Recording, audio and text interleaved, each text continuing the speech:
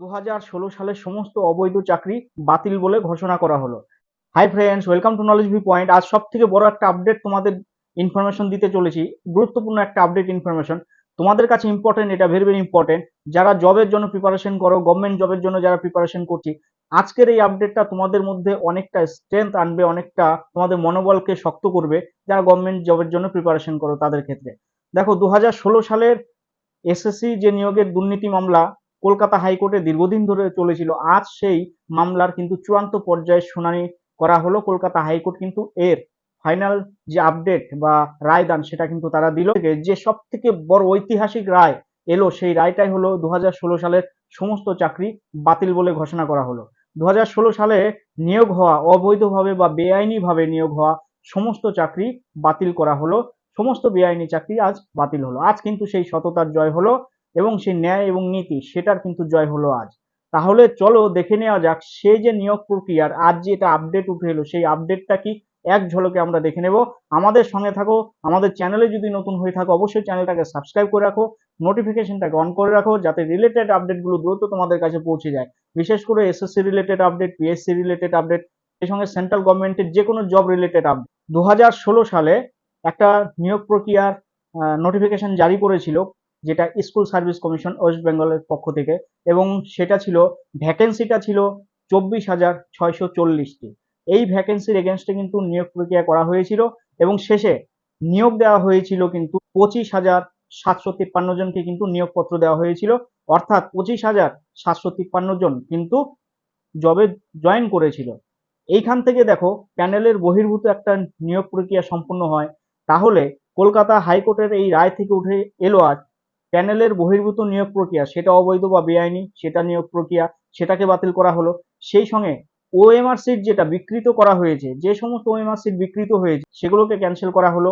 সেই সঙ্গে খালি খাতা জমা দেওয়া হয়েছে, মানে ব্ল্যাঙ্ক ওএমআর সিট পেপার সেটা জমা পড়ে। এইভাবে ওএমআর সিট ম্যানিপুলেশন করে নিয়োগ প্রক্রিয়াটা কিন্তু সম্পূর্ণ হয়। মানে টোটাল নিয়োগ প্রক্রিয়া যারা জব পেয়েছে তারা সবাই অযোগ্য, এটা কলকাতা হাইকোর্টের রায়দানে উঠে এসেছে। সেই সমস্ত অযোগ্য যারা চাকরি প্রার্থী তাদেরকে চাকরি থেকে বরখাস্ত করে যোগ্য প্রার্থী যারা তাদেরকে চাকরিতে জয়েন করানোর যে প্রক্রিয়া, সেই প্রক্রিয়ার নির্দেশ কিন্তু কলকাতা হাইকোর্ট দিয়েছে। ভোট পর্ব শেষ হলে, মানে Lok Sabha vote 4 June result publish হবে, তারপরে 15 দিনের মধ্যে নতুন করে নিয়োগ প্রক্রিয়া সম্পূর্ণ করার জন্য কিন্তু কলকাতা হাইকোর্ট নির্দেশ দিয়েছে এসএসসি কে। যারা এতদিন ধরে অযোগ্য প্রার্থী জবের মধ্যে ছিল বা শিক্ষকতা করলো বা গ্রুপ সি গ্রুপ ডি পদে যারা কাজ করলো এতদিন ধরে, তাদেরকে কলকাতা হাইকোর্ট নির্দেশ দিয়েছে তাদের কাছ থেকে বেতন রিটার্ন করা হবে, তাদেরকে বেতন রিটার্ন করতে হবে এবং সেটা সুদ সমেত ফেরত দিতে হবে, এবং সেটা আগামী 4 থেকে 6 সপ্তাহের মধ্যে। এবার যারা যোগ্য প্রার্থী তাদের মুখে ফুটবে হাসি। সত্যি যারা বঞ্চিত ছিল যোগ্য প্রার্থী হয়েও, আজ তাদের মুখে হাসি ফুটবে, তাদের মুখে খুশির যে হাসি সেটা দেখা যাবে। আজ এই মহামান্য আদালতের ঐতিহাসিক রায়ের মধ্য দিয়ে ন্যায় এবং নীতির জয় হলো, সততার জয় হলো। আমাদের সকলের উচিত এই বিচার ব্যবস্থার উপর ভরসা রাখা, বিচার ব্যবস্থাকে অগ্রাহ্য করে কিন্তু কখনো নয়। আমাদের মহামান্য আদালতের রায়কে বা বিচার ব্যবস্থাকে আমাদেরকে সকলকেই স্যালুট জানানো উচিত এবং শান্তিপ্রিয়ভাবে আমাদের বিচার ব্যবস্থার উপর কিন্তু সকলের ভরসা রাখা জরুরি বা দরকার। ফুড এসআই এক্সাম নিয়ে দেখো, ফুড এসআই এক্সাম হওয়ার পরে এসআই রি এক্সামিনেশন হোক, এই দাবিতে ছেলেমেয়েরা কিন্তু অনেকটাই পিএসসির কাছে গিয়েছিল। তারা তাদের সমস্ত দাবি পিএসসির কাছে পৌঁছে দিয়েছে। তাহলে সেক্ষেত্রে আজকে দাঁড়িয়ে কলকাতা হাইকোর্টের রায়কে দেখে বোঝা যায় যে যেখানে ফুড এসআই রি এক্সামিনেশনের একটা স্বচ্ছ দাবি ছিল, যেখানে ফুড এসআই পরীক্ষা হওয়ার আগে এত কোশ্চেন লিক হয়ে যাওয়া, তাহলে এরকম একটা দুর্নীতি সেখানে হয়েছে। তাহলে সেখান থেকে ফুড এসআই নিয়ে অবশ্যই একটা আশার আলো কিন্তু দেখা যাচ্ছে যে ফুড এসআই রি এক্সামিনেশন হওয়ার সম্ভব না, এটা হতেই পারে। যারা রি এক্সামিনেশন চায় তারা যদি তাদের চেষ্টা চালিয়ে যায় অবশ্যই সেটা কিন্তু সফল হতে পারে। আমাদের চ্যানেলটাকে সাবস্ক্রাইব করে রাখুন, নোটিফিকেশনটাকে অন করে রাখো, যাতে রিলেটেড আপডেটগুলো দ্রুত তোমাদের কাছে পৌঁছে যায়।